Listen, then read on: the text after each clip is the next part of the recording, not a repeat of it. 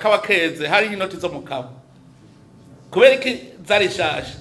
no kuvuga yara amadolari ikawa zarashoka amahera kaza mu gihe ca leta amadolari no kuvuga berube yakigura ayo madolari yabene gihugu abarimye bagaca baha inoti nshasha uko baremwe ubutunzi uno munsi rero arema ubutunzi ntubone inoti nshasha parce que on exporte tu exporta mugatwe exporta muri fraude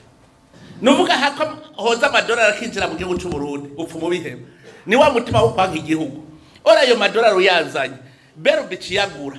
iyaguze warosa marundi ayo madolari nayo aciye yinjira muri reserve y'igihugu reserve de change economy y'igihugu cita ukuboneka hageze kwemporta baba dandaza bacabaza gutora ya madolari bakemporta mugahandre waremye ubutunzi yarosa amahera statistique zerekana yuko importation mu Burundi ku mwaka abadandaza b'i Burundi bazana ibidandazwa by'umuriyaridi ni miliyoni 300 ku mwaka mugabe igihugu cinjiwemwo n'amadolari miliyoni 200 gusa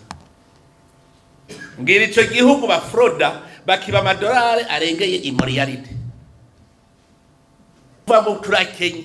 ayo mahera iyo baba bagiye bavunja iba ya collecta yose bakayajana mu banki commerciale gaciyajana muri berbe kugira exporte izana amahera transferable ubushatse kwemporta rero ni hamwe acabwira banki yiwe commerciale ati ndakeneye amadolari ngianzana iki iyo banki gacisaba muri berbe gacimuha agaca agenda kemporta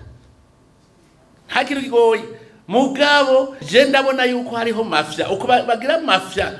ya fraude yuko binjiza ibintu ntibitangikore nuvuga hariho akagwi k'abantu biyemeje yuko atahera na rimwe ryo kwinjira mu gihe ca leta ry'abidolari ry'abirirundi